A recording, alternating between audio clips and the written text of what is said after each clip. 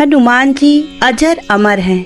हनुमान जी ऐसे देवता हैं जिनको यह वरदान प्राप्त है, जो भी भक्त हनुमान जी के पास आएगा उसका कलयुग भी कुछ नहीं बिगाड़ पाएगा। जिन भक्तों ने पूर्ण निष्ठा से हनुमान जी की भक्ति की है, उनके कष्टों को हनुमान जी ने शीघ्र ही दूर किया है। उनके भक्तों को जीवन में कभी भी कठिनाई का सामना नहीं करना पड़ता है। उनके संकटों को हनुमान जी स्वयं हर लेते हैं। दोस्तों, आज के वीडियो में हम ऐसे प्रसंगों के बारे में बताएंगे जो आपके जीवन को सफल बना देंगे। इससे पहले हमारे वीडियो को लाइक और चैनल को सब्सक्राइब करें। तो चलिए शुरू करते हैं। पहला प्रसंग है रामचरितमानस में। हनुमान जी को महावीर कहा गया है।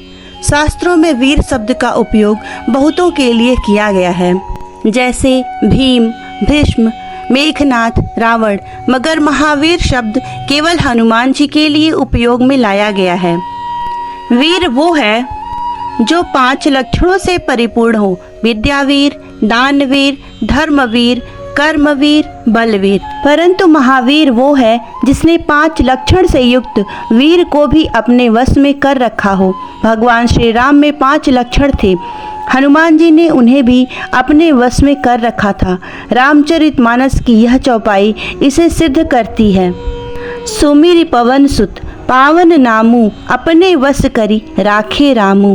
रामचरितमानस में महावीर विक्रम बजरंगी का भी उपयोग हुआ है। शास्त्रानुसार इंद्र के ऐरावत में 10,000 हाथियों के बराबर बल होता है। दिक्पाल में 10,000 ऐरावत हाथियों के बराबर बल होता है। इंद्र में 10,000 दिक्पाल का बल होता है, परंतु शास्त्रों में हनुमान जी की छोटी उंगली में 10,000 इंद्र का बल होता है। दोस्तों, हनुमान जी में इतना बल उनके आजीवन ब्रह्मचर्य के पालन से था। दूसरा प्रसंग, हनुमान जी लंका में सीता जी को खोज रहे हैं।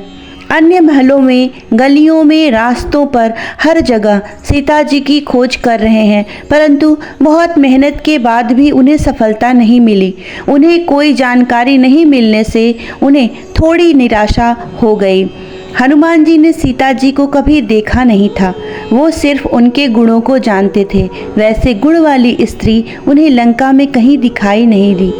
अपनी इस असफलता की वजह से कई तरह की बातें सोचने लगे। उनके मन में विचार आया कि अगर खाली हाथ जाऊंगा तो वानरों के प्राण तो संकट में पड़ेंगे ही, प्रभु श्री राम भी सीता जी के वियोग में प्राण त्याग देंगे। उनके साथ लक्ष्मण और भरत भी बिना अपने स्वामियों के अयोध्यावासी भी जी नहीं पाएंगे। बहुत से प्राणों पर संकट छा जाएगा।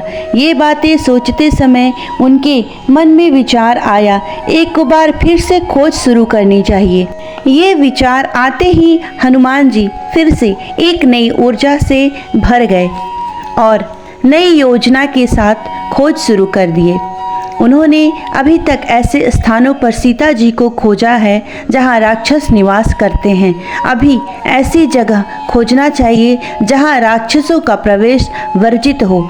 इसके बाद उन्होंने रावण के उद्यानों और राजमहलों के आसपास के जगहों पर सीता जी की खोज शुरू कर दी। वो अशोक वाटिका में पहुंच गए।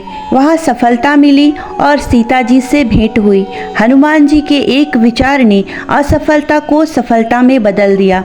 दोस्तों, आज अक्सर लोग असफल होने पर निराश हो जाते हैं। ऐसी स्थिति में हमें एक बार फिर कोशिश करनी चाहिए। निराशा से बचना चाहिए, उत्साह बनाए रखना चाहिए और पूरी ईमानदारी से सफल होने तक कोशिश करते रहना चाहिए। तीसरा प्रसंग, एक बार माता सीता ने हनुमान जी से प्रसन्न होकर उन्हें हीरों का एक हार दिया। बाकी सेवकों को भी भेंट स्वरूप मोतियों से जड़े रत्न दिए। हनुमान जी ने जब हार अपने हाथ में लिया तो उन्होंने प्रत्येक हीरे को माला से अलग कर दिया और चबा चबा कर जमीन पर फेंकने लगे। ये देख माता सीता को क्रोध आ गया और वे बोली, अरे हनुमान, ये क्या कर रहे हो?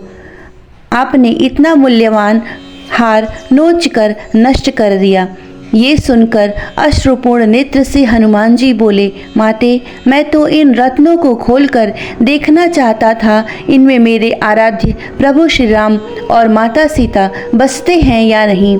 आप दोनों के बिना इन पत्थरों का मेरे लिए क्या मूल्य है। बाकी सेवक ये सारी घटना देख रहे थे। वे तुरंत हनुमान जी के पास आकर बोले, हनुमान, यदि इन निर्जीव वस्तु में भी श्री राम नहीं है तो श्री राम कहाँ हैं? प्रभु श्री राम तो मेरे हृदय में बसते हैं। इतना कहकर उन्होंने छाती चीर डाली और माता सीता सहित सभी सेवकों को श्री राम जी के दर्शन हुए। दोस्तों, भगवान हम सबके हृदय में विद्यमान हैं, उन्हें कहीं बाहर खोजने की आवश्यकता नहीं है। चौथा प्रसंग। एक बार माता सीता अपने मांग में सिंदूर लगा रही थी। उनके पास में ही बैठे हनुमान जी उन्हें सिंदूर लगाते देख रहे थे और बोले, माते, आपको हर रोज ये सिंदूर लगाते देखते हैं, मांग में सिंदूर लगाने से क्या आशय है? तब माता ने कहा, हनुमान, मैं अपने पति श्री राम के नाम का सिंदूर अपने मांग में लगाती हूँ ताकि उनकी आयु बहुत लंबी हो। हनुमान जी सोच में पड़ गए और फौरन ही सिंदूर लिया और अपने पूरे शरीर पर लगा लिया।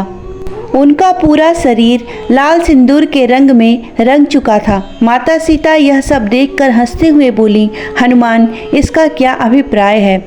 हनुमान जी ने कहा, मैंने भी श्री राम के नाम का सिंदूर पूरे शरीर में लगाया ताकि उनकी असीम कृपा मुझ पर बनी रहे और मेरे प्रभु की आयु इतनी लंबी हो कि मेरा संपूर्ण जीवन उनकी सेवा में ही बीते। हनुमान जी के वचनों को सुनकर माता हृदय से गदगद हो उठी। दोस्तों, हमें भी अपने जीवन को भक्ति और सेवा में अर्पित कर देना चाहिए। पांचवा प्रसंग। जब हनुमान जी समुद्र पार करके सीता माता को खोजने लंका पहुँचे, तब वे रावण के छोटे भाई विभीषण के पास गए। विभीषण ने हनुमान जी से एक छोटा सा प्रश्न किया कि प्रिय हनुमान, क्या राम प्रभु मेरे ऊपर कृपा दृष्टि बनाएंगे? रावण मेरे भ्राता हैं, क्या यह जानते हुए भी वो इस संसार से मुझे मुक्ति दिलाएंगे? यह सुनते ही हनुमान जी बोल पड़े, महाराज, आप संशय क्यों कर रहे हैं? जब मुझ जैसे वानर कुल में पैदा हुए एक वानर को शरण दे दी और अपना दास स्वीकार कर लिया, तो भला वे आपको क्यों नहीं अपनाएंगे? आप तो एक इंसान हैं और आपके अंदर इतनी अच्छाइयाँ छिपी हैं, वो जरूर आपकी सहायता करेंगे। इस प्रकार हनुमान जी ने अपनी भक्ति से विभीषण के मन में राम जी के प्रति अटूट विश्वास पैदा कर दिया, जिसके कारण विभीषण राम जी का साथ देने के लिए पूर्ण रूप से तैयार हो गए। दोस्तों, यदि हमारे अंदर भगवान के प्रति श्रद्धा और विश्वास है तो यही विश्वास दूसरों के अंदर भी पैदा कर सकते हैं। दोस्तों, उम्मीद करती हूँ आपको हनुमान जी का यह प्रसंग जरूर अच्छा लगा होगा। हमारे वीडियो को लाइक करके कमेंट में जय श्री राम अवश्य लिखें। धन्यवाद।